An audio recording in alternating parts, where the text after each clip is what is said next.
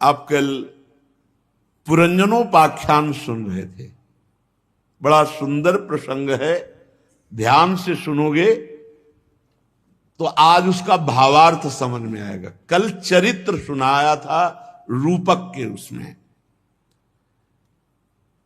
राजा प्राचीन बरही इन्हीं के प्रचेतागण पुत्र हैं। ये यज्ञ में सदैव तो देवर्षि नारद जी ने उस यज्ञ भोक्ता भगवान के प्रति अनन्य भक्ति नहीं तो सब व्यर्थ जीवन है। कहा देखो तुम जिन पशुओं की बलि दिए वो सब आकाश में तुम्हारे शरीर छूटने का इंतजार कर रहे हैं, सब तुम्हें दंड देंगे। तब ये पुरंजनोपाख्यान सुनाया प्राचीन बरही को देवर्षि नारद जी ने। प्राचीन बरही ने कहा भगवान पूरा अभिप्राय नहीं समझा मैं आपके इस रूपक का। मैं कर्म मोहित जीव हूं, भला क्या समझ पाऊंगा। आपने कथा सुनाई कि पुरंजन पुरंजनी में आसक्त है और 9 द्वार वाले नगरी में रह रहा है, 5 फण वाला सर्प है, 10 महाबली सेवक है, ऐसे ऐसे आपने। नारद जी ने कहा ध्यान से सुनो, अब उसका भावार्थ जो अंदर है वो बता रहे हैं। ये पुरंजन जीव है, अपने लिए 1 2 3 4 बहुत पैरों वाले शरीरों का संकल्प किया। 83,99,999 शरीर योनिया में, पसंद नहीं आया। उसको पसंद आया ये मानव देह, ये सर्वोत्तम है। और उस जीव का सखा है परमात्मा, जो अविज्ञात नामक सखा है वो परमात्मा है, ईश्वर है। हर समय आपके साथ रहते हैं भगवान, हर समय। पर किसी को पता नहीं चलता कि प्रभु हमारे पास है। अविज्ञात सखा, सबका दोस्त है भगवान, सबका दोस्त है, सबका प्रिय मित्र है। किसी भी प्रकार से उस जीव को पता ना चल जाए कि भगवान है पास, यही माया का खेल है। जीव ने जब सुख दुख रूप सभी प्राकृत विषयों को भोगने की इच्छा की तो उसे ये शरीर पसंद आया। 9 द्वार, 2 हाथ 2 पैर वाला मानव देह।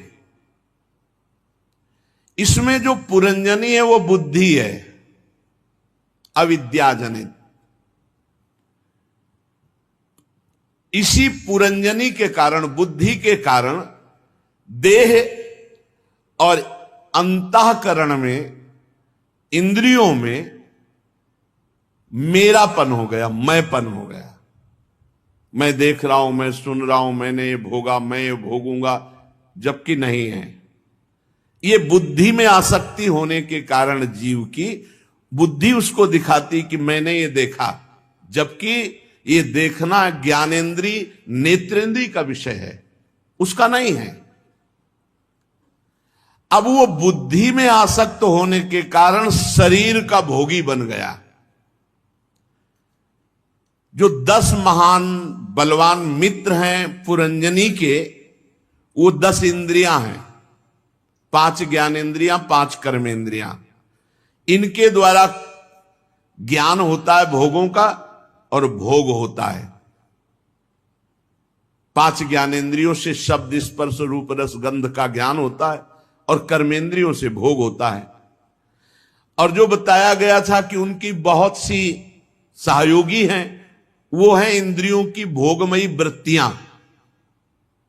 और जो बताया गया था 5 फड़ वाला सर्प, तो प्राण अपान व्यान उदान समान, ये 5 प्राण ही इस शरीर की रक्षा करते हैं। बताया गया था कि 10 महाबलवानों में एक महाबलवान उन 10 को चलाता है। तो 10 हुई इंद्रियां, 5 ज्ञानेंद्रियां, 5 कर्मेंद्रियां, और उनको चलाने वाला महाबली योद्धा मन।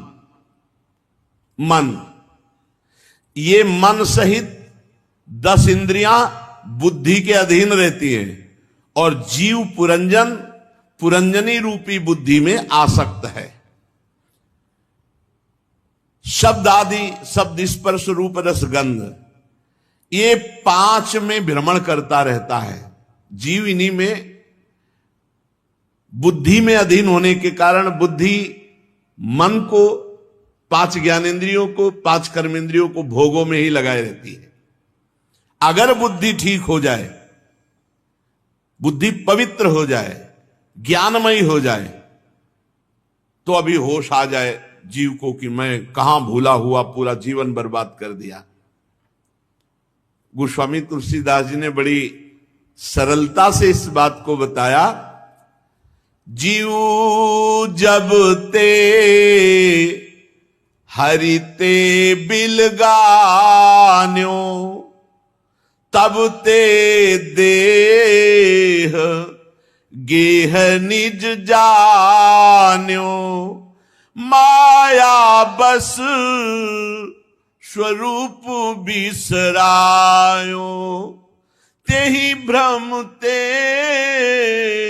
दारुण दुख पायो, पायो जो दारुण दुसह दुख, सुख लेस सपन्यों नहीं मिल्यो, भवशूल शोक अनेक जेहि, तेहि पंथ तू हठि हठि चल्यो, बहु जोनि जन्म जरा विपत्ति, मति मंद हरि जान्यो नहीं, श्री राम बिनु विश्राम मूढ़, विचारि लखि पायो कहीं। ये जीव जब से भगवान को भूला तो शरीर में आसक्त हो गया, और जब से शरीर में आसक्त हुआ तो माया ने इसे फंसा लिया। अब वो अपने सच्चिदानंद स्वरूप को भूल करके बस भोगों में, जिनमें दारुण दुख ही है, उनमें टूट पड़ा।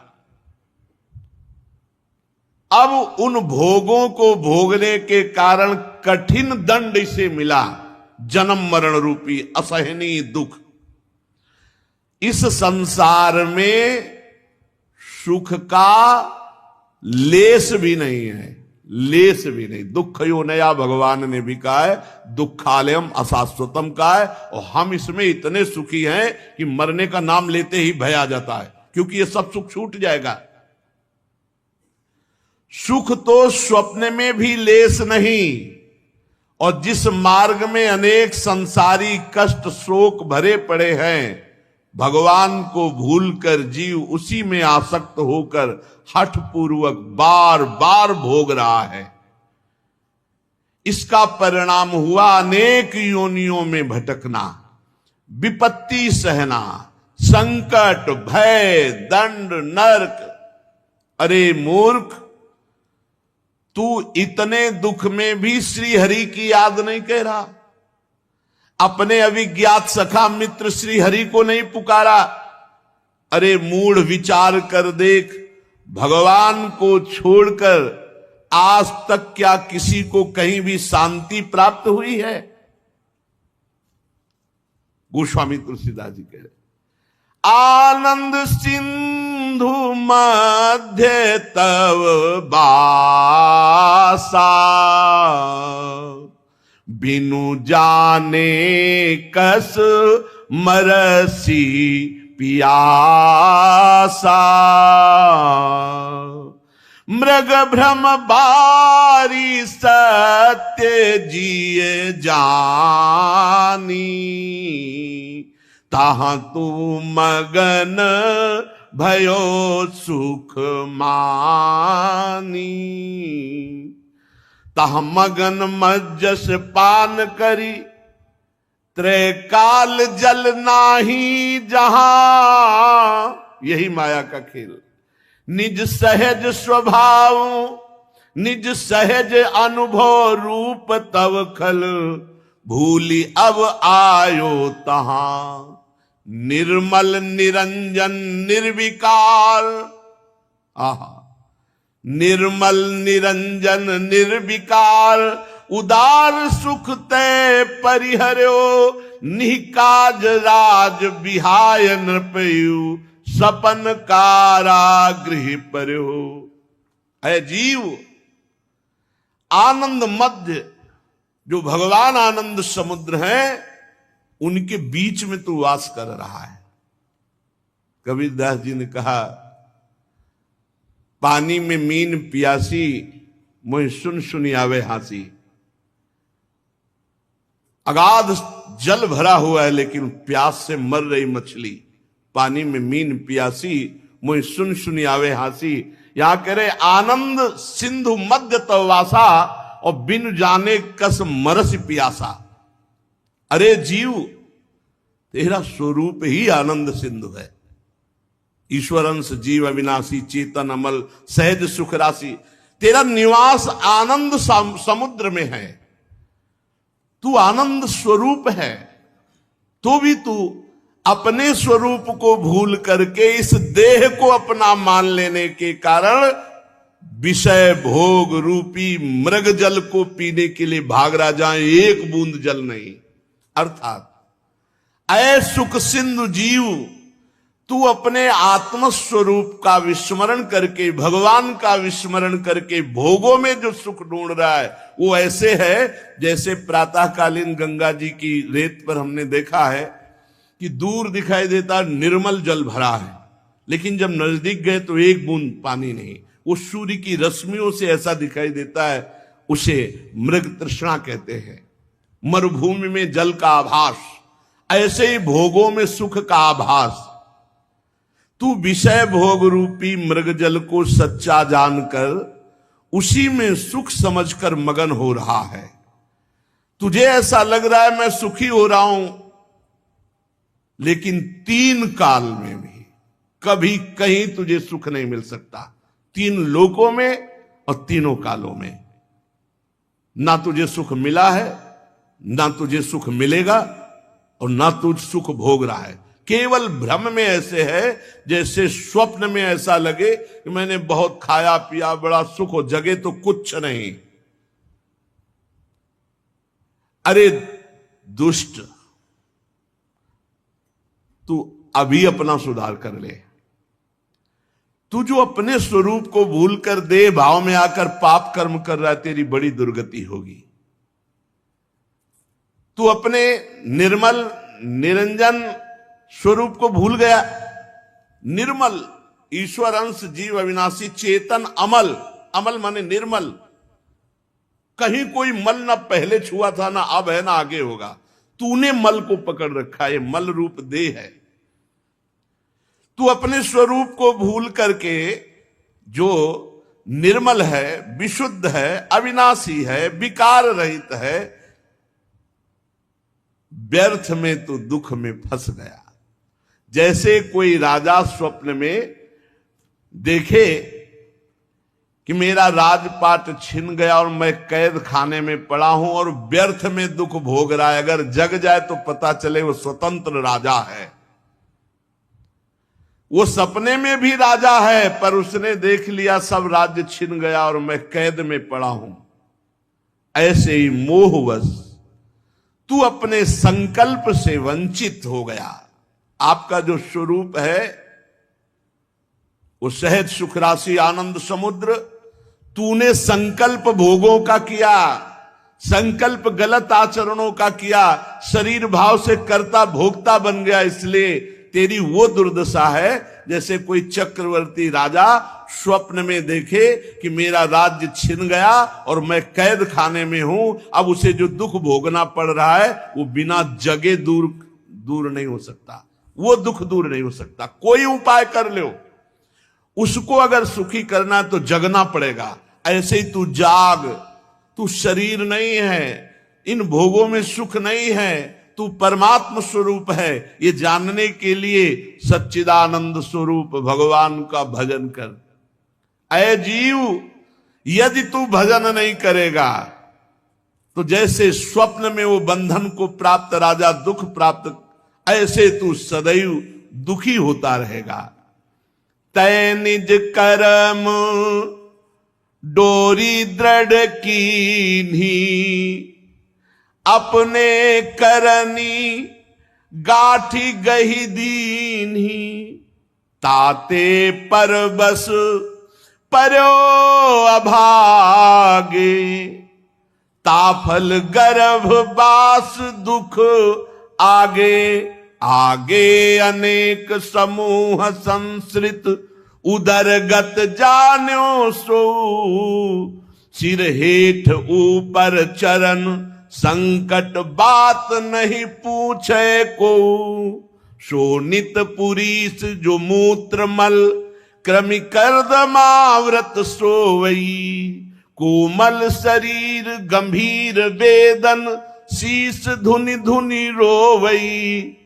गोस्वामी जी कह रहे, ऐ आनंद समुद्र, तू अपने स्वरूप को भूलकर ऐसे कर्म कर लिए, ऐसी कर्म रूपी मजबूत जंजीर में अपने को बांध लिया और अज्ञान से वो गांठ पक्की कर ली कि मैं स्त्री हूं, मैं पुरुष हूं, मैंने ये किया, मैं ये करूंगा।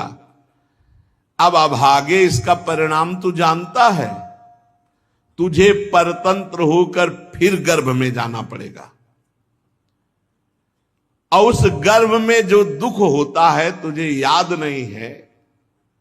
संसार में जितने क्लेश समूह हैं उन सब का मूल है मां के गर्भ का दुख। सिर नीचे पैर ऊपर, कुंडलाकार ऐसे, रक्त मल मूत्र विष्ठा कीड़े की तरह उन्हीं के बीच में, और कोमल शरीर में भारी वेदना, कुंडलाकार ऐसे।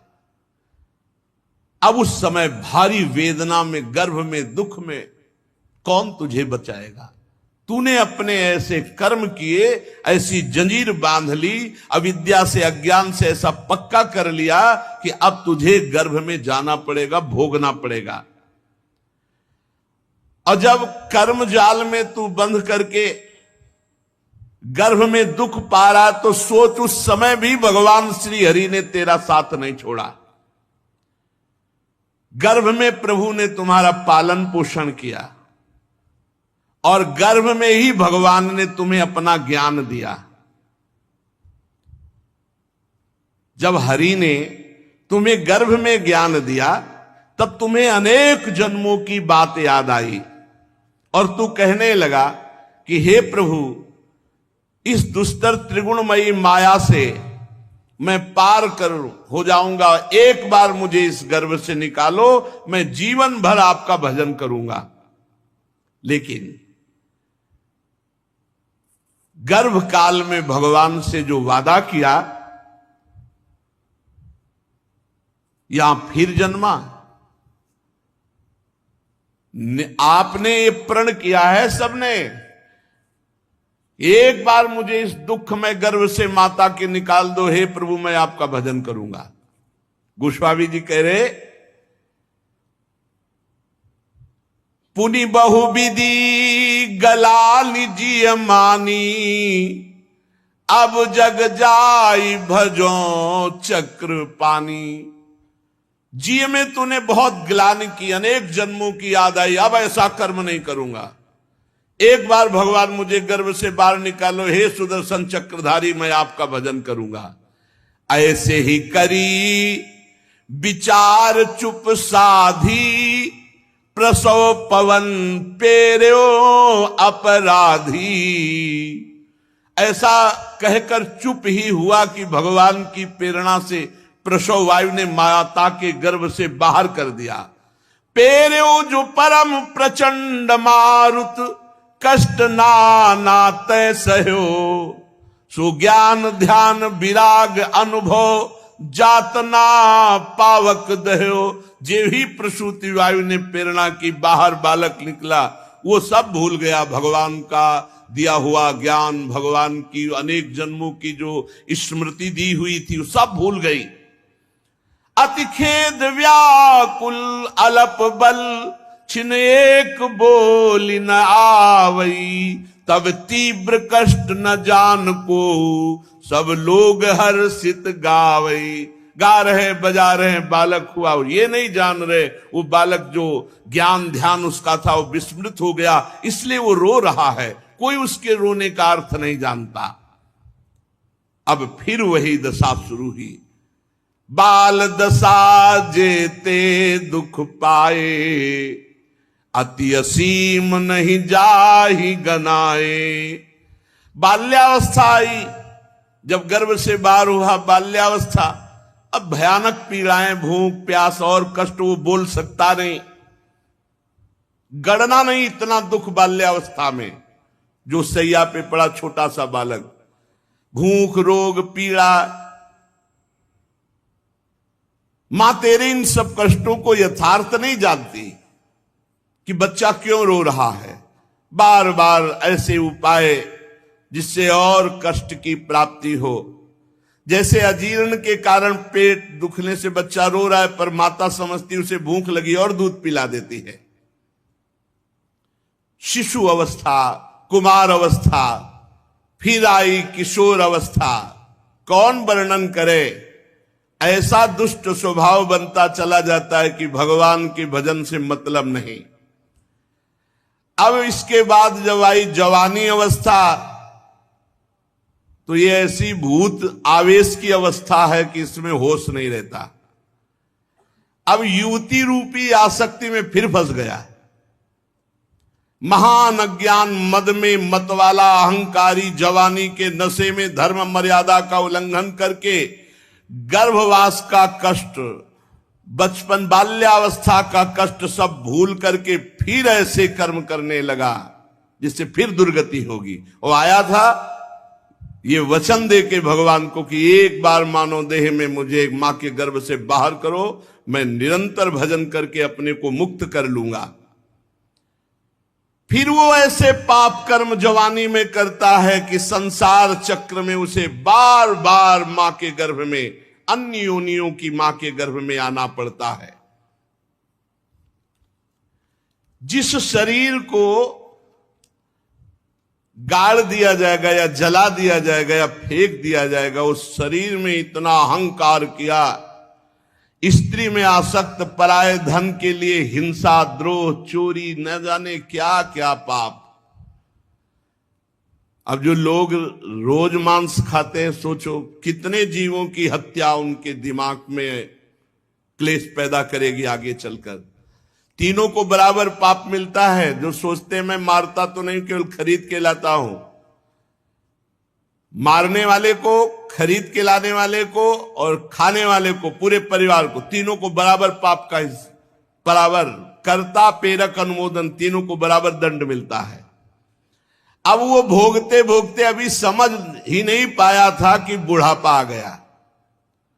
बुढ़ापा आने पर बहुत बुरी दशा, उठना बैठना चलना फिरना, विविध प्रकार के रोग, ये सब कष्टप्रद।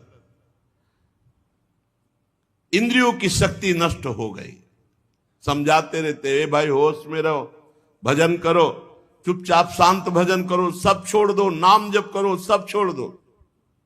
ये रुपया जब तक तुम इसका बल रखोगे तब तक तुम ना गुरु के अनन्य हो सकते हो, ना इष्ट के अनन्य हो सकते हो। मेरी बात पकड़ लो। सुनेरी मैंने निर्बल के बलराम, आखिरी बात, अपबल तपबल और बाहुबल, चौथो है बलदाम, सूर किशोर कृपाते सब बल, हारे को हरि नाम। सुनेरी मैंने निर्बल के बलराम। जब सब जगह से अपने कनेक्शन काट दोगे और एकमात्र श्री जी के, तो मुस्कुराओगे कि कृष्ण आए हैं, बुलावा है। कैंसर, कृष्ण आए हैं, बुलावा है उनका, अब तो जाला है। ओ जीवन भर इंतजार करते रहे, अब जाना, जय हो आपकी। होश उड़ जाता है, बड़े बड़ों का होश उड़ जाता है। क्यों? क्योंकि आपने अन्य बल लिया है। इसीलिए हम जब समझाते हैं तो समझ में नहीं आता, बाद में समझ में आ जाएगा, बाद में समझ में आ जाएगा, पक्का समझ में आ जाएगा। अभी समझ लो तो बहुत अच्छा है, बाद में समझोगे तो समझने लायक नहीं रहोगे। शरीर बुढ़ापे से जर्जर होने लगा, अब रोग आए, सूल, पीड़ा, इंद्रिय शक्ति नष्ट, भोगने की प्रबल इच्छा, बुढ़ापा, शरीर जर्जर, भोगने की प्रबल इच्छा, बहुत बहुत दुर्दशा। ऐसे थोड़ी है पूरा जीवन मनमानी किया तो आखिरी हिसाब ले, माया बहुत रौंदती है। इंद्रियों में भोग शक्ति नहीं, मन में प्रबल भोग इच्छा। घर में घर वाले ऐसा व्यवहार करते हैं जैसे बूढ़े बैल के साथ किसान व्यवहार करता है। बूढ़े बैल को जो जोतने लायक नहीं होता उसको अच्छे अच्छे पदार्थों की सानी नहीं खवाई जाती, सब जानवरों से बचा हुआ भूसा उसके आगे फेंका जाता है। ऐसे ही घर में बूढ़े का सम्मान कोई बहुत धर्मात्मा पुरुष अपने माता पिता करता होगा। गोस्वामी तुलसीदास जी महाराज बड़े महापुरुष है, वो कह रहे, देखत ही आई बिरुधाई, जो तय सपन्यों नाही बुलाई, ताके गुण कछु कहे न जाई, सो अब प्रगट देखु तनु माही। वृद्धावस्थाई जो तूने सोचा भी नहीं था, ऐसी दुर्दशा हो गई। सो प्रगट तनु जर जर जरा बस, व्याधि सूल सतावई, शिर कंपो इंद्री शक्ति प्रतिहत, बचन काहु न भावई। सिर कंप इंद्री शक्ति प्रतिहत, बचन काहु न भावई।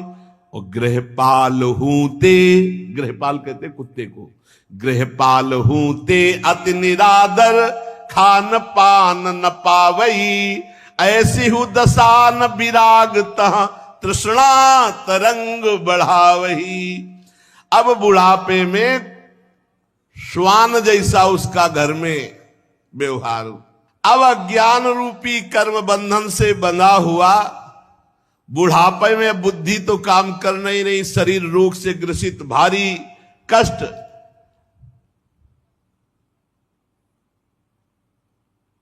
अब फिर वही दुर्दशा आई मृत्यु वाली, भयानक कष्ट, भयानक पीड़ा, भारी तृष्णा, कामनाओं का जाल बिछा हुआ दिमाग में। एक जन्म, ऐसे करोड़ों असंख्यों अनंतों जन्म तेरे व्यतीत हो गए। पिंडज अंडज स्वेदज उद्भिद 84 लाख योनियों के चक्र में तो घूमता रहा। अरे अब तो अज्ञान छोड़ दे और भगवान श्री हरि का भजन कर ले। वे दुस्तर भवसागर के लिए जहाज रूप है। वो देवादिदेव भगवान श्री हरि अपने शरणागत को दुख में नहीं जाने देते। बड़े उदार, बड़े अपार करुणा वरुणालय मायापति हैं, प्राणनाथ हैं, मुक्ति को प्रदान करने वाले हैं। भगवान की भक्ति परम सुख देने वाली, तीनों तापों का नाश करने वाली, शोक हरने वाली, भय हरने वाली। परंतु ये भक्ति बिना संत कृपा के नहीं मिलती। गोस्वामी जी कह रहे, रघुपति भगति सुलभ सुखकारी, श्रोत्रय ताप शोक भयहारी। बिन सत्संग भगति नहीं होई, ते तब मिले द्रवय जब सोई।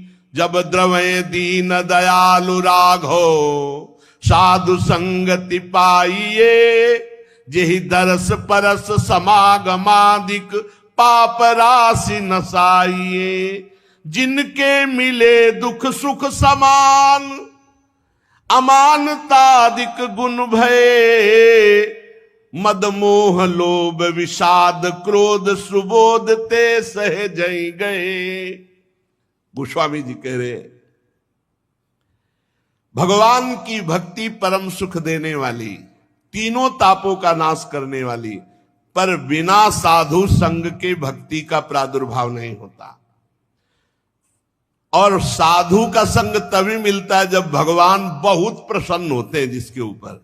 जब द्रवहि दीन दयालु राघो तो साधु संगति पाइए जेहि दरस, जिनके दर्शन से, जिनके स्पर्श से, जिनके संभाषण सुनने से पाप राशि नसाइए। पाप राशि राशि पाप नष्ट हो जाते हैं। और उन महापुरुषों के वचनों को जब हम सत्संग को अपने जीवन में उतारते हैं तो हमारे अंदर समबुद्धि आने लगती। मान अपमान में, सुख दुख में, लाभ हानि में समान भाव, और मान स्वीकार न करना, दूसरों को मान देना, ऐसे सद्गुण संतों के संग से आते हैं। और जब हम संतों की आज्ञा पर अपने जीवन को, तो बोले परमात्म तत्व का बोध हो जाता है। अहंकार, मोह, लोभ, शोक, क्रोध ये सब भाग जाते, सब नष्ट हो जाते हैं। ऐसे भगवत प्रेमी महात्मा जब कृपा करते हैं तो सेवत साधु द्वैत भय भागे, श्री रघुबीर चरण लय लागे, देह जनित विकार सब त्यागे, तब फिर निज स्वरूप अनुरागे। जब संतों का संग हुआ तो अज्ञान जनित, द्वैत जनित भय भाग गया। सर्वत्र अपने भगवान की भावना करने की प्रेरणा मिली। भगवान के चरणों में ध्यान लगने लगा।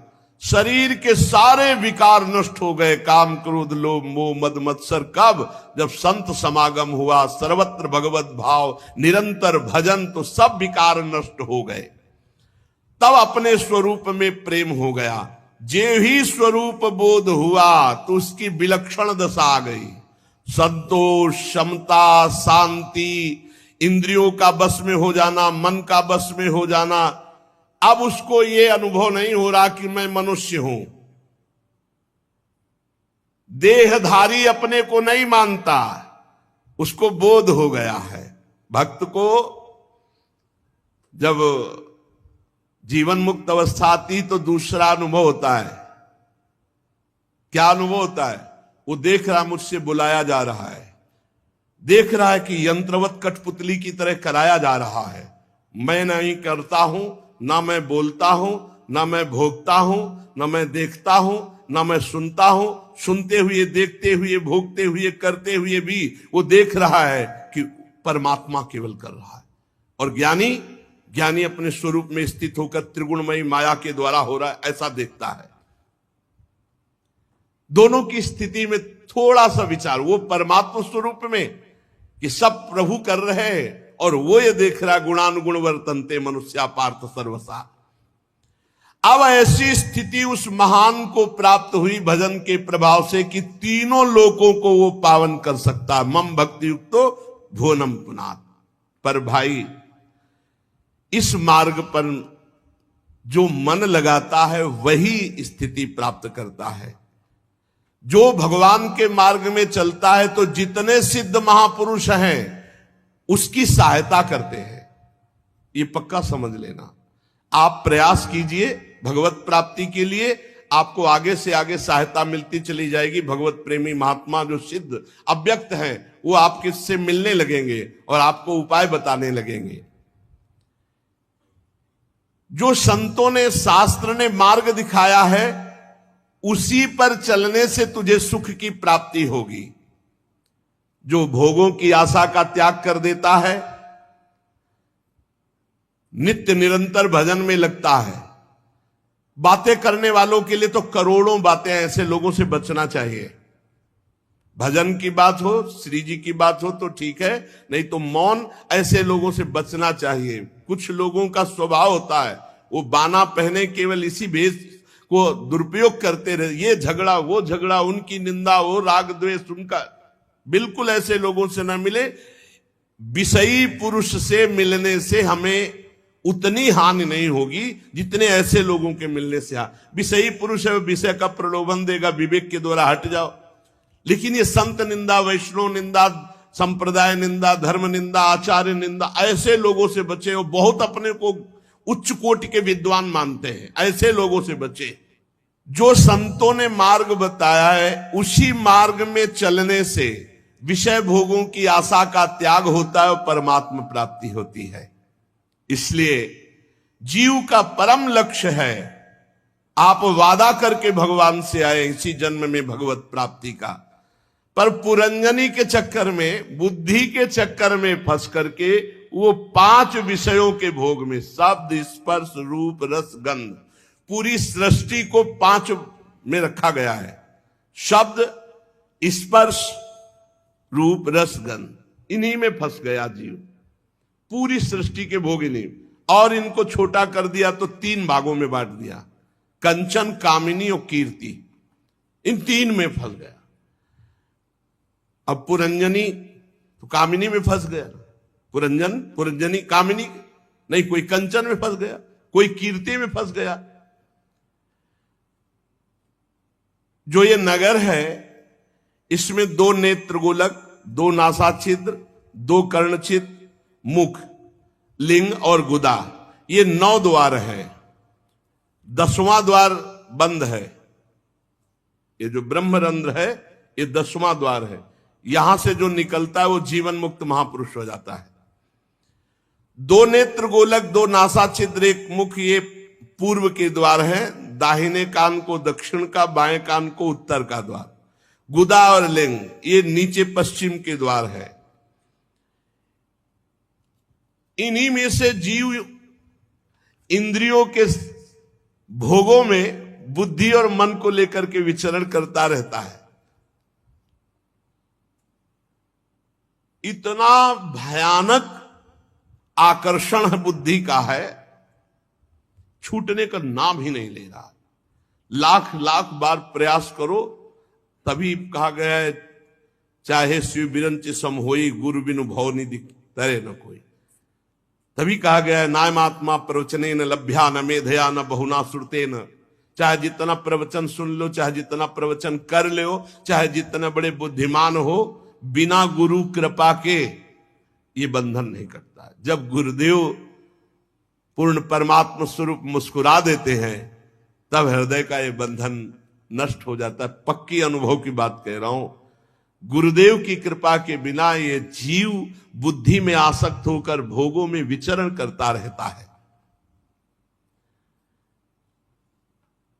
अंततोगत्वा फिर विनाश का अवसर उपस्थित होता है। पूरे नगर को नष्ट कर देता है काल, मृत्यु, जरावस्था। फिर हाय हाय करके उन्हीं भोगों का चिंतन करके नई योनियों को प्राप्त होता है। बड़े बड़े जो महापुरुष हुए हैं वो सावधान कर रहे हैं, ये बहुत दुर्लभ मानव देह है। और सच्ची मानिए, जब तक रोग नहीं हो रहा तब तक भजन कर लो। भर्तरी जी का एक वैराग्य शतक में श्लोक है, यावत स्वस्थमिदम कलेवरम यावत च दूरे जरा। जब तक वृद्धावस्था दूरी है और शरीर स्वस्थ है तभी तक भजन कर लो, नहीं भजन में मन नहीं लगता। जिनका मन लग चुका है उनका तो भजन में लगता है, नहीं फिर भजन में मन नहीं लगता। और फिर साधन भी नहीं बनता, वो केवल बस बाहरी बातें हैं, बाहरी बातें हैं। आंतरिक चिंतन नहीं बनता। पूरा जीवन सम्मान में व्यतीत कर दिया, सम्मान के लिए व्यतीत कर दिया। अब सम्मान किस काम में आएगा? शरीर छूटने का समय आ रहा है, ये बात किसी की समझ में नहीं आती। जो भगवत कृपा पात्रों से ये हमारे काम में नहीं आने वाली, न कीर्ति न कंचन और न कामिनी। अरे एक बार सावधान होकर अपने को मुक्त कर लो।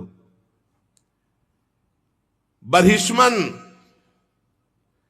ये तुम्हें सुनने में अच्छा लगता है, इस यज्ञ का फल ये, इस कर्म का फल ये, सब सुनने मात्र का है। परमार्थ बुद्धि जब तक धारण नहीं करोगे तब तक तुम इस माया से मुक्त नहीं हो सकते। ये कर्म आदि से, ये यज्ञ आदि से तुम जीवन मुक्त नहीं हो सकते। मलिन मति कर्मवादी, कर्म परक, कर्म कांड में फंस करके पूरा जीवन व्यतीत कर देते हैं। उनको बोध नहीं होता मैं कौन हूं, कर्ता भाव में ही लगे रहते हैं। इसलिए तुम आत्मस्वरूप भगवान जनार्दन की भक्ति करो। तुमने इतना यज्ञ किया, इतने बलि दी, कि तुम्हें पता नहीं भगवान की भक्ति का रहस्य। ये किसी काम में यज्ञ आने वाले नहीं। यज्ञ क्या स्वर्ग आदि भोगो फिर मृत्यु लोग, तो देवर्षि नारद जी करे किसी काम में आने वाली नहीं। एक अच्छा स्वप्न देखा स्वर्ग का, बस वो स्वप्न ही है। वास्तव में कर्म वही है जिससे भगवान की प्राप्ति की जाए, विद्या वही है जिससे भगवान में चित्त जोड़ा जाए। संपूर्ण देहधारी का एक ही कर्तव्य है, इसी जन्म में भगवत प्राप्ति करना।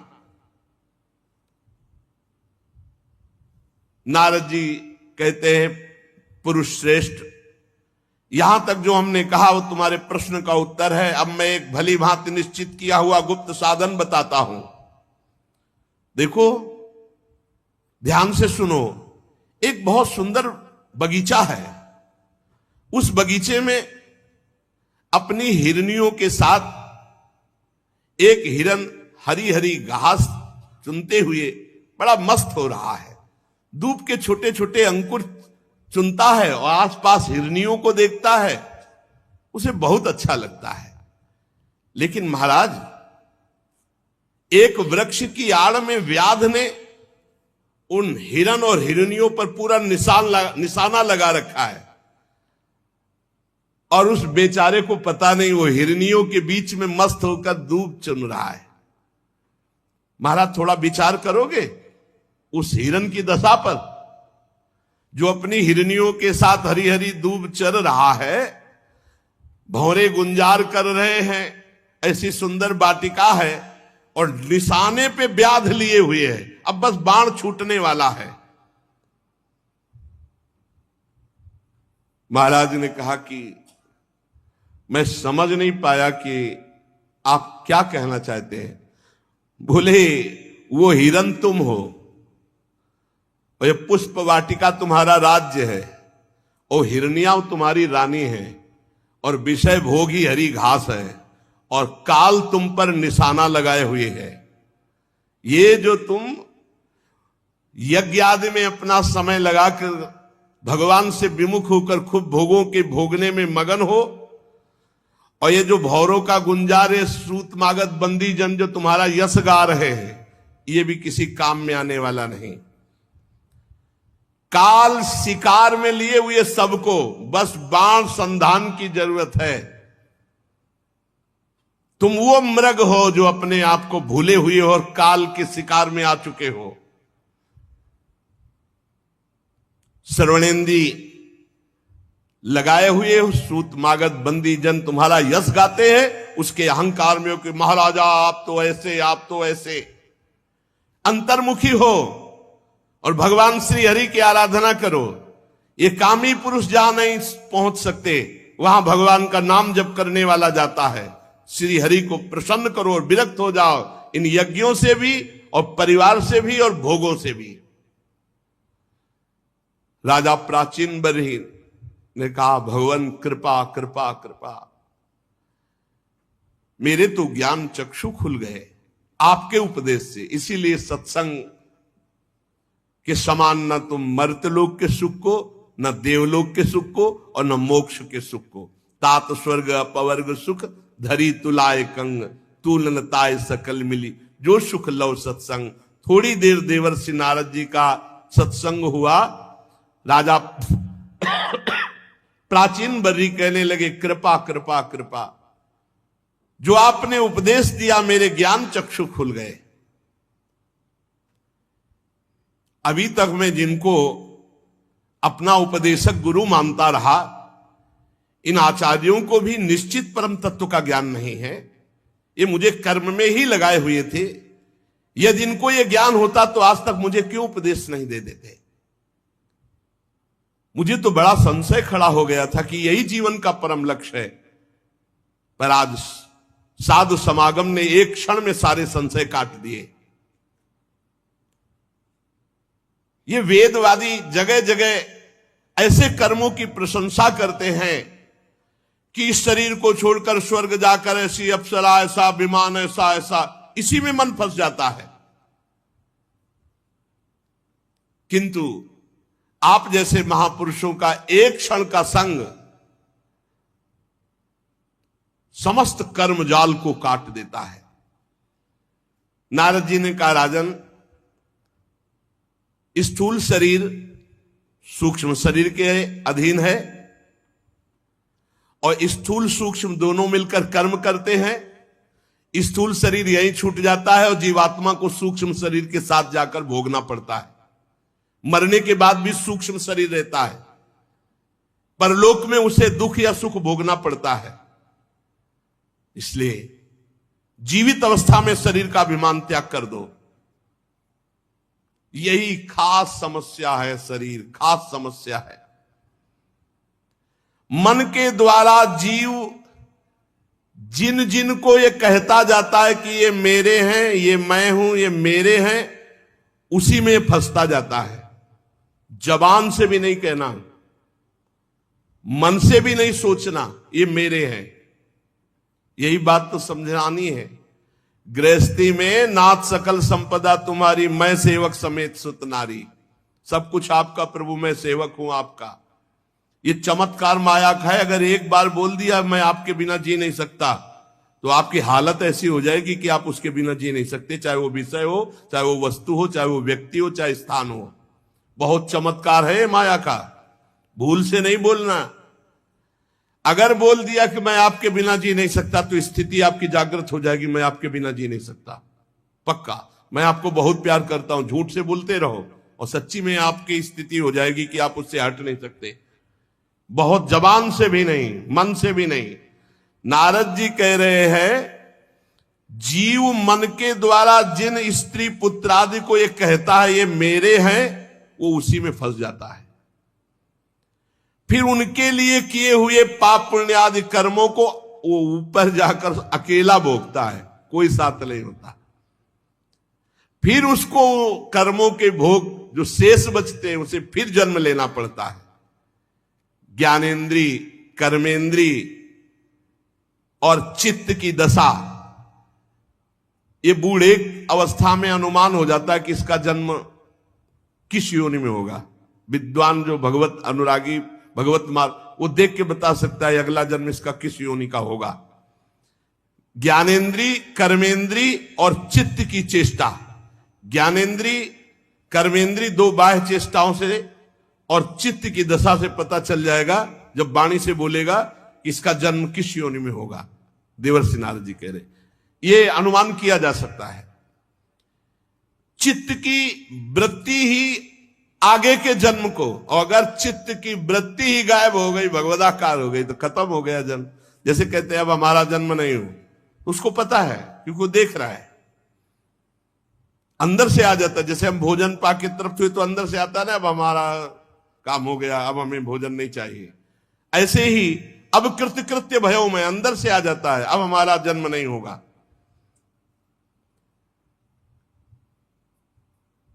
ये तुम निश्चय मानो, सूक्ष्म शरीर जब तक है तब तक जीव को जन्म मरण के चक्कर में जाना पड़ेगा। स्थूल तो यहीं छूट जाता है। ये सूक्ष्म शरीर बदलना है। सूक्ष्म शरीर, मन बुद्धि चित्त अहंकार इंद्रिया, राधा राधा राधा राधा राधा, वो बदलेगा। मन राधा में, बुद्धि राधा में, चित्त राधा में, अहम राधा के चरणारविंद में समर्पित। और ज्ञानी दृष्टा भाव साक्षी भाव को सिद्ध करके वो अपने स्वरूप में स्थित हो जाता है इनका। तो ये संकल्प विकल्प रहित होकर अंतःकरण लय हो जाता है, रहता ही नहीं। लिंग शरीर ही नष्ट हो जाता है, सूक्ष्म शरीर ही नष्ट हो जाता है, वो जीवन मोक्ष को प्राप्त हो जाता है। तुम्हारा कल्याण हो, तत्ववेत्ताओं की शरण लेने वाले को विदेह मुक्ति प्राप्त होती है। राजन, मन और इंद्रियों के द्वारा अनुभव में आने वाले पदार्थों को बार बार भोगने की इच्छा का त्याग कर दो, अभी भगवत तत्व का अनुभव हो जाएगा। यही इच्छा भगवत तत्व का अनुभव नहीं होने देती। जिस समय दृष्टि भगवदाकार हो जाती तो संपूर्ण संसार भगवान में दिखाई देने लगता है। राजन, ये गुणों का चक्र किसी को नहीं बख्शता, सबको अपने अधीन किए हुए है। इसलिए नाम जप करो, गुणों से बच जाओगे। यही डर है डरप हरिवंश ही तिजनो भ्रमय गुण सलिर पर, जी नामन मंगल लोक तिरु सुहरिपद भज न विलंब करे।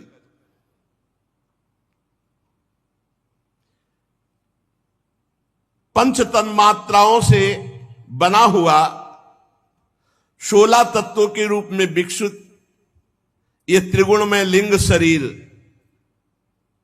इसी में चेतना जीव तन्मयता कर लेता है और वो बार बार जन्म मरण को प्राप्त होता है। इसी को मिटाना है। तुम तृष्णा छोड़ो, मरण काल तुम्हारा उपस्थित होने वाला है। बड़ी कृपा है जो सूचना मिल जाए। दूसरा शरीर प्राप्त करने की इच्छा मत करो। इस शरीर का अभिमान छोड़ो कि मैं राजा हूं, और अपने लिंग शरीर को भजन के द्वारा भस्म कर दो, तो ये तुम्हारा आखिरी जन्म हो जाएगा। और जब जीव भोगों का चिंतन करके मरता है तो फिर अविद्यावश वो नया जन्म ग्रहण करता है। भगवत चिंतन, भोग चिंतन हटे। कर्म बंधन से छुटकारा पाना चाहते हो तो राजन भगवान श्री हरि का भजन करो। सिर्फ अब भगवान श्री हरि का भजन हो गई बहुत ही यज्ञ और सब। श्री मैत्री जी कहते, विदुर जी जब भक्त श्रेष्ठ नारद जी ने राजा प्राचीन बर्हि को ऐसा उपदेश किया और कहा श्रीहरि के भजन में लगो और अंतर ध्यान हो गए, तो प्राचीन बर्हि जी भगवान कपिल देव जी के आश्रम में गए और समस्त राजपाट आसक्ति सबको छोड़ करके एकाग्र मन से भगवान का भजन किया और भगवान के सारूप्य परम पद को प्राप्त हुए, सारूप्य मोक्ष को प्राप्त हुए। देवर्षि नारद जी के मुख से निकला हुआ ये भगवद यश पुरंजनोपाख्यान जो सुनेगा, मनन करेगा, उसकी भगवान श्री हरि में भक्ति हो जाएगी। यदि इस कथा को सुन करके और संसार चक्र से भटकना नहीं मिटा तो तुमने सुना ही नहीं। एक बात केवल पकड़ लो, नाम जप हर समय करो, हर समय नाम जप। यही बहुत भयमय संसार है, बहुत भयमय। हमारी प्रार्थना मान लीजिए जितना समय है इधर उधर छोटे मोटे कार्यों में मत, जो गृहस्थी के कार्य कर रहे हो भगवद अर्पित करो, नाम जप, नाम जप। देवर्षि नारद जी ने क्या बताया, इतने बड़े याज्ञिक प्राचीन बर्हि जी, इतने बड़े याज्ञिक कि पूरे भारत भूमि में कोई इतनी जगह नहीं रह गई थी जहां यज्ञ ना हो। ऐसे कुशा तभी बरहसद इनका नाम पड़ा। नाम जप करो, ये जीवन का सार। उठते बैठते चलते फिरते खाते पीते सोते जागते नाम जप, और ये जरूर निश्चय कर लो कि मुझे भगवत प्राप्ति करनी है। इस निश्चय में बहुत बड़ी पवित्रता है। भगवत प्राप्ति करनी है, ये संकल्प करोगे, निश्चय करोगे, इसी में बहुत बड़ी पवित्रता है। ये आपको बहुत पावर देगी, बहुत सामर्थ्य देगी। प्राचीन बर्हि जी ने कपिल आश्रम में अपने शरीर को भगवत चिंतन करते हुए छोड़ा तो सारूप्य मोक्ष को प्राप्त हुए। इधर इनके पुत्र जो प्रचेतागण हैं, भगवान रुद्र ने जो उपदेश किया था, तो समुद्र में खड़े होकर के वो भगवान रुद्र के द्वारा दिए गए स्तोत्र का 10,000 वर्ष तक जप किया। इसीलिए कलयुग की जय हो। अपनी तो आयु ही 100 वर्ष है। 10,000 वर्ष तक जब तपस्या किया तो भगवान प्रसन्न हो गए और आए। गरुण जी के कंधे पर बैठे हुए श्री भगवान मानो सुमेरु के शिखर पर श्याम घटा छाई हो। सुमेरु जैसी कांति गरुण जी की और श्याम घटा कांति भगवान श्री हरि की। मनोहर पीतांबर, कंठ में कौस्तुभ मणि, अपनी दिव्य प्रभा से सब दिशाओं के अंधकार को दूर कर रहे थे। बहुत ही तेजोमय आभूषण भगवान धारण किए हुए थे। मनोहर मुखमंडल की अपूर्व शोभा थी। मस्तक पर झिलमिलाता हुआ मुकुट शोभायमान, और भगवान के जो देवता मुनि पार्षद गण वो सब हाथ जोड़े खड़े हैं। गरुण जी के पंखों से साममय ध्वनि हो रही थी, सामवेद की। अजान बाहु लंबी भुजाएं, वनमाला श्री चरणों तक। इस प्रकार प्रचेता गणों ने दर्शन के सामने गरुण पर विराजमान भगवान श्री हरि के। श्री भगवान ने प्रचेता गणों से कहा, राजपुत्रो तुम्हारा कल्याण हो। तुम सब में परस्पर बड़ा प्रेम है, प्रेमवश तुम एक ही धर्म का पालन कर रहे हो। तुम्हारे इस भ्रातृ प्रेम को देखकर मैं बहुत प्रसन्न हूं। दसों एक ही कार्य, और तुमने 10,000 वर्ष तक दसों ने मिलकर के भगवान रुद्र के द्वारा उपदिष्ट स्तोत्र का जप किया। मैं बहुत प्रसन्न हूं। वरदान मांगो। जो पुरुष सायंकाल के समय प्रतिदिन तुम्हारा स्मरण करेगा, मैं उस पर बहुत जल्दी प्रसन्न हो जाऊंगा। जो लोग प्रातः काल और सायंकाल रुद्र गीत का गायन करेंगे, मैं उनका अभीष्ट वरदान उनको प्रदान करूंगा। तुम्हारी कीर्ति संपूर्ण विश्व में फैल जाएगी। तुम्हारे एक बड़ा ही विख्यात पुत्र होगा, जो ब्रह्मा जी से किसी भी तरह कम नहीं होगा, और अपनी संतानों से तीनों लोकों को पूर्ण कर देगा। राजकुमारों, कंडु ऋषि के तपोनाश के लिए इंद्र की भेजी हुई प्रमलोचा अप्सरा से एक कमल नयनी कन्या उत्पन्न हुई थी।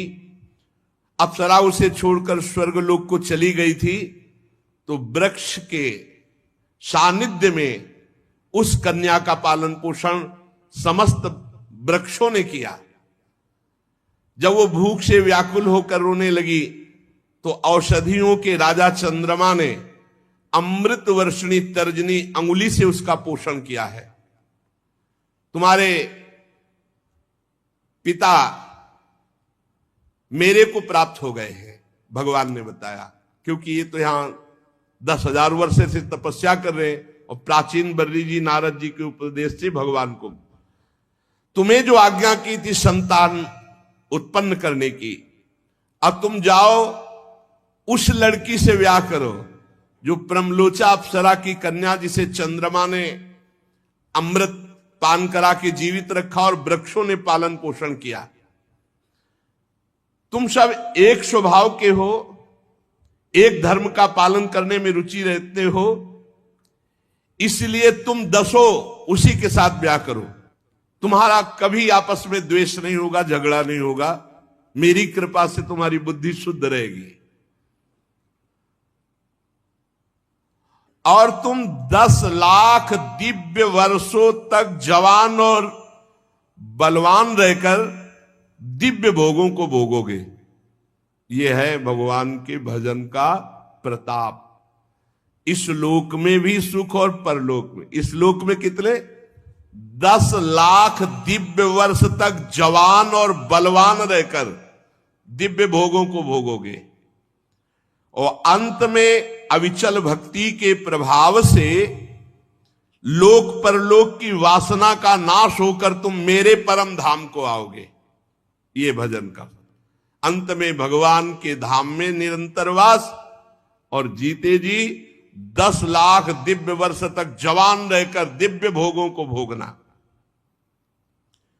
जो लोग अपना जीवन मेरे को अर्पित कर देते हैं, जिनका सारा समय मेरी कथा वार्ता चिंतन नाम जप में जाता है, वो चाहे गृहस्थ हो चाहे विरक्त, उनको कोई भी बंधन बांध नहीं सकता, वो मेरे को प्राप्त होंगे।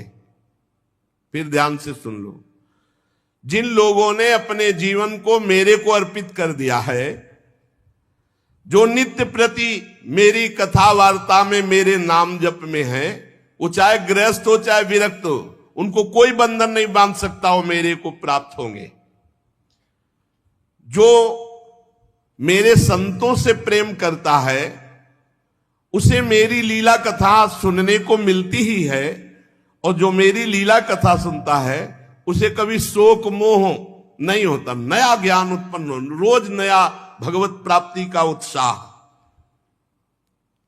भगवान के दर्शनों से प्रचेतागणों के हृदय का त्रिगुणात्मक मल नष्ट हो गया था। सतोगुण रजोगुण तमोगुण का प्रभाव खत्म, त्रिगुणातीत अवस्था। वो हाथ जोड़कर दसों श्री हरि से इस प्रकार बोले, नमो नमः क्लेश विनाशनाय निरूपितो दार गुणाभ्ययाय मनोवचो वेग पुरो जवाय सर्वाक्ष मार्गैर्गताध्वने नमः शुद्धाय शांताय नमः स्वनिष्ठया मनस्य पार्थम विलसद्वयाय नमो जगत स्थानलयोदयेषु गृहीत माया गुण विग्रहाय नमो विशुद्ध सत्वाय हरये हरिमेधसे वासुदेवाय कृष्णाय प्रभवे सर्वसात्वतां नमः कमलनाभाय नमः कमलमालिने नमः कमलपादाय नमस्ते कमलेक्षण नमः कमल किंजल्क पिशंगामलवाससे सर्वभूत निवासाय नमो युंक्ष महिषाक्षिणे। प्रचितागण ने कहा, हे भगवान, जो आपकी शरण ले लेता है उसके सारे क्लेश आप दूर कर देते हो, हम आपको नमस्कार करते हैं। प्रभु, वेद शास्त्र आपके उदार गुण और नामों का निरूपण करते हैं। आपका वेग मन और वाणी के वेग से भी बढ़कर है। आपका स्वरूप सभी इंद्रियों की गति से परे है। हे हरि, हम आपको बार बार नमस्कार करते हैं। आप अपने स्वरूप में स्थित रहने के कारण नित्य शुद्ध और शांत हैं। मन रूप निमित्त के कारण हमें आपसे ये मिथ्या द्वैत भास रहा है। अगर ये मन रूप लय हो जाए तो द्वैत खत्म हो जाए। वास्तव में जगत की उत्पत्ति स्थिति लय के लिए आप माया के गुणों को स्वीकार करके ब्रह्मा विष्णु महादेव रूप धारण करते हैं। हम आपको नमस्कार करते हैं। आप विशुद्ध सत्व स्वरूप है, आपको नमस्कार करते हैं। आपका जिसको ज्ञान हो गया वो संसार बंधन से मुक्त हो गया। हे महाभागवतों के प्राण प्रिय वसुदेव नंदन भगवान श्री कृष्ण, मैं आपको नमस्कार करता हूं। आपकी नाभि से ब्रह्मांड रूप कमल प्रकट हुआ। आप कंठ में कमल कुसुमों की माला धारण करते हैं। आपके चरण कमल के समान कोमल हैं और आपके नयन भी अरविंदाक्ष। इसलिए हे कमल नयन, हम आपको नमस्कार करते हैं। आप कमल कुसुम के केसर के समान स्वच्छ पीतांबर धारण किए हुए समस्त भूतों के आश्रय स्थान सबके साक्षी है। हे भगवान, हम आपको नमस्कार करते हैं। प्रभु, हम पर बड़ी कृपा हुई कि आप प्रकट हो गए। अमंगलहारी मंगल भवन प्रभु, दीनों पर दया करना समर्थ पुरुषों की ऐसी कृपामयी वृत्ति होती है। और जो दीन जन एक बार आपको पुकार कर कह दे कि प्रभु मैं आपका, तो आप स्वीकार कर लेते कि ये हमारा है और आप उसका सतत स्मरण करते हैं। एक बार जो प्रभु से कोई कह दे कि हे प्रभु मैं आपका, तो प्रभु ये स्वीकार कर लेते हैं कि ये हमारा है और प्रभु उसका सतत स्मरण करते हैं। इसी से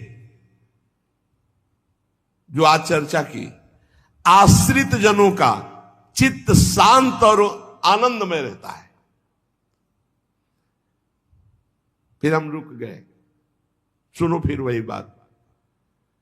प्रभु आपकी दीन जनों पर बड़ी कृपा है। आप समर्थ,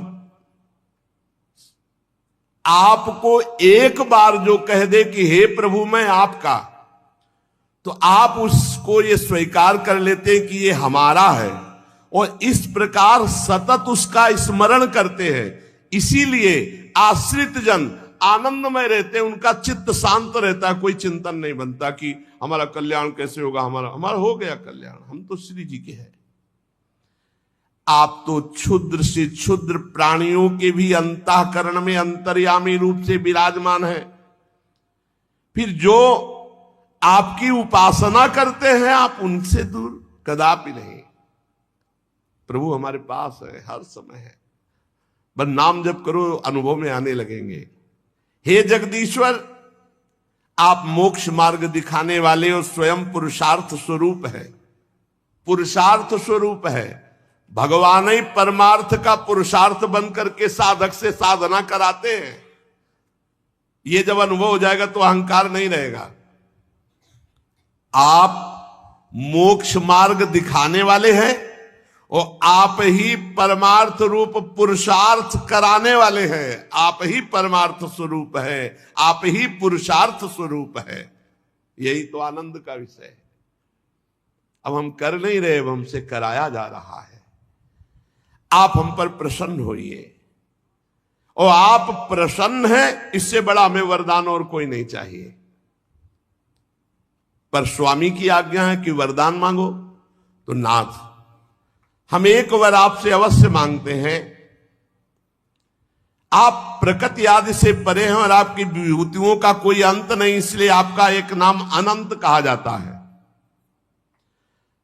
जैसे भ्रमर को अनायास कल्प वृक्ष मिल जाए तो क्या वो किसी दूसरे वृक्ष का सेवन करेगा क्या? वैसे ही हमें आपकी चरण शरण मिल गई। अब हम क्या मांगे? हम तो यही मांगते हैं कि जब जब हमारा जन्म हो कर्म के अनुसार, तब तब आपके भगवत अनुराग में रंगे हुए जो प्रेमी संत जन, इनका संग मिले। प्रचेतागण ने क्या मांगा? कहा कि वैसे प्रभु आपसे मांगना क्या, पर हम आपसे केवल यही मांगते हैं कि कर्मानुसार संसार में हमारा जब जब जन्म हो तब तब आपके प्रेमी भक्तों का संग मुझे मिले। यावत्ते मायया स्पृष्टा भ्रमाम इहि कर्म भी, तावत भवत प्रसंगानाम संघास्यान्नो भवे भवे। तुलयाम लवे नापि न स्वर्गम ना पुनर्भवम, भगवत संग संगस्य मर्त्यानाम किमुताशिषः। प्रभु मेरा जब जब जन्म हो इस संसार में, तब तब भगवत भक्तों के बीच में हो, भगवत भक्तों का संग प्राप्त हो। हम तो भगवत भक्तों के क्षण भर के संग के सामने स्वर्ग और मोक्ष को भी कुछ नहीं समझते, फिर मानवीय भोगों की तो बात ही क्या। भगवत भक्तों के समाज में सर्वदा हे भगवान आपकी मधुर मधुर कथाएं होती रहती हैं, सिद्धांत की बातें होती रहती हैं, जिनके श्रवण मात्र से भोग तृष्णा शांत हो जाती है। प्राणियों में किसी भी प्रकार का बैर विरोध उद्वेग नहीं रह जाता जो रोज सत्संग सुनता है।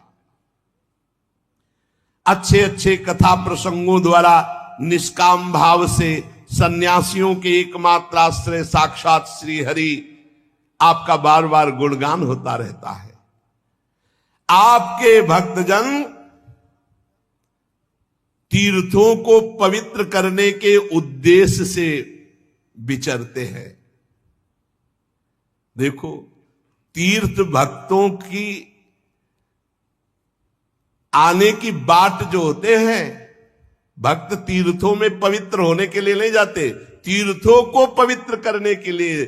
तेसाम विचरताम पदभ्याम तीर्थानाम पावनेच्छया, भीतस्य किम न रोचेत तावका नाम समागमः, वयम तु साक्षात् भगवन् भवस्य प्रियस्य सख्युः क्षण संगमेन, सुदिश्चिकित्सस्य भवस्य मृत्युर्भिषक्तमं त्वाद्य गतिं गताः स्म।